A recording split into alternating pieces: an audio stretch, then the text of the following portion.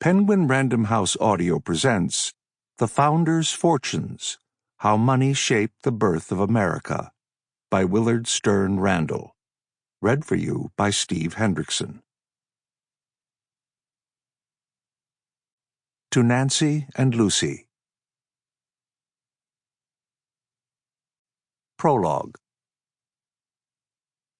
As he prepared to leave Mount Vernon in April 1789 to journey to his inauguration in New York City, George Washington dashed off letters to his closest friends and relatives. Washington had not sought the presidency. After 35 years of intermittent warfare, he preferred to live and die on his own plantation.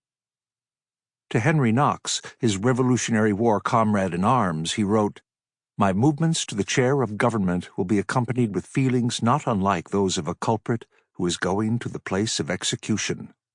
I greatly apprehend that my countrymen will expect too much from me." Like many Americans, half a dozen years after the war, Washington was scraping by financially. For his 8 years as Commander-in-Chief of the Continental Army, he had received neither salary nor pension, only reimbursement for well-documented expenses. He had been forced to neglect his farms, the principal source of his income. In all, the war had diminished Washington's net worth by half, and he had met with little success in recouping his fortune. Britain's high-handed post-war restrictions on American trade had eliminated the primary Caribbean markets for Washington's crops, while pre-war Mediterranean markets for his wheat were falling prey to North African privateers. A post-war depression had dried up cash and credit nationwide. Some tenants on Washington's frontier farms could no longer pay their rent, forcing him to take them to court and evict them. To George Augustine Washington, his favorite nephew, Washington confided, "Necessity, if this selection had not happened, would have forced me into frugality, as my means are not adequate to the expense at which I have lived since my retirement to what is called private life." Once inaugurated, he would receive a yearly salary of $25,000, approximately $750,000 today, the highest in the United States at the time. Clearly, George Washington needed the job. In that era of unparalleled change, Washington, like the other founders of the new republic, made major decisions that were influenced by his personal financial circumstances. In 1776, as they lined up in Philadelphia to sign the Declaration of Independence, the founders attested quite literally to its final words, "We pledge our lives, our fortunes, and our sacred honor." If defeated, they would, as Benjamin Franklin put it, most assuredly all hang separately, forfeiting their fortunes and their lives, probably in the gruesome execution ritual the English reserved for traitors, hanging, drawing, and quartering. But what exactly were their fortunes? What impact would they have on critical political decisions and the formative policies of incipient institutions? What, if any, were the lingering consequences? By examining the financial affairs of the founders and the unprecedented decisions they made to shape a new nation, this book attempts to answer these important, timely, and virtually unexplored questions, making the founders' finances much more evident while explaining that, well aware of the high stakes, they did not necessarily expect commensurate rewards. A little over a century ago, Columbia University professor Charles A. Beard rocked the foundations of normally staid and hagiographic American history by rejecting what he called the juristic theory of the origin and nature of the Constitution.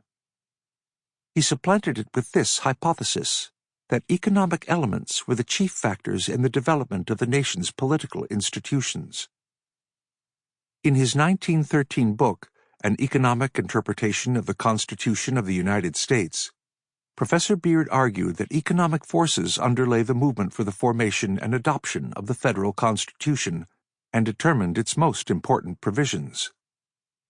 Launching the progressive school of American history, Beard asserted that Substantially all of the merchants, moneylenders, security holders, manufacturers, shippers, capitalists, and financiers, and their professional associates supported the Constitution, while any opposition came from unrepresented non-slaveholding farmers and debtors. Beard concluded that the new Constitution was not the product of the whole people, but of economic interests who expected to benefit from it.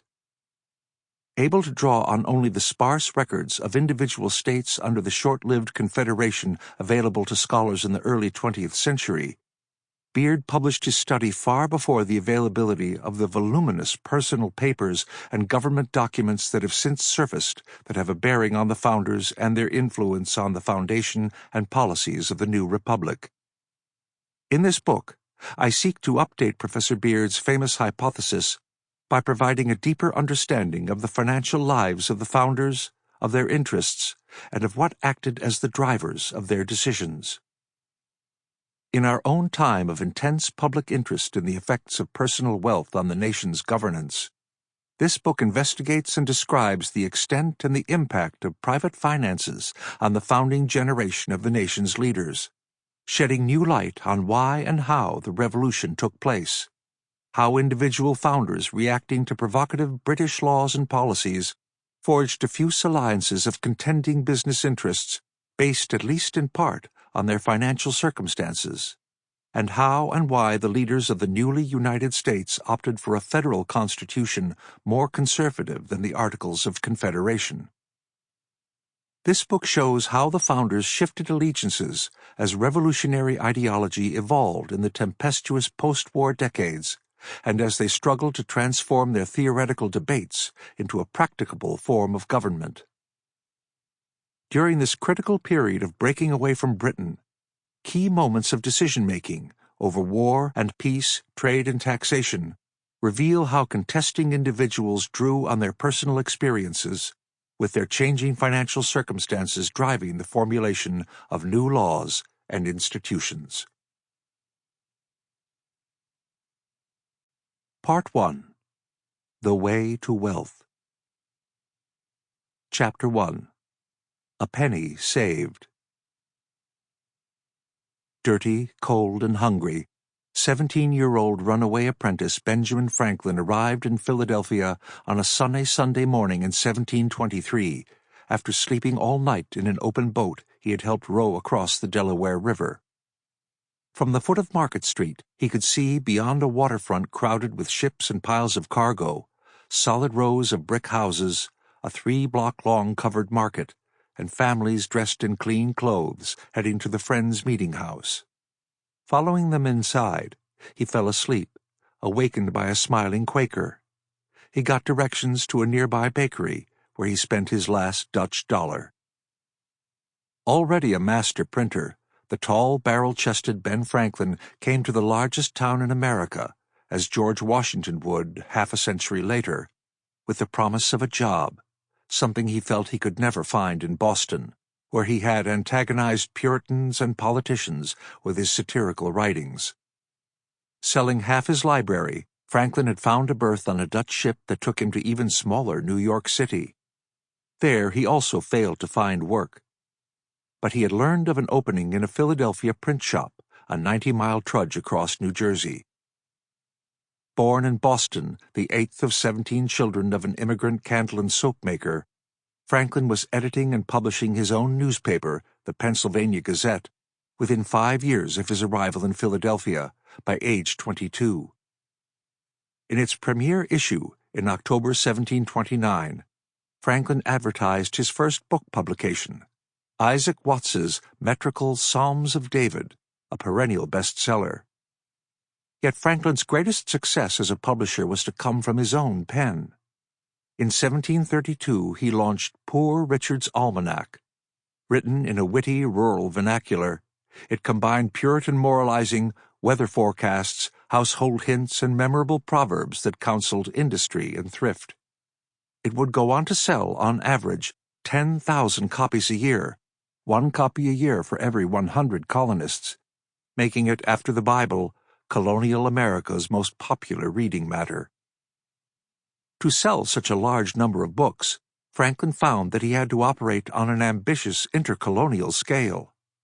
Setting type and printing pages in his own Philadelphia print shop, he then Sample complete.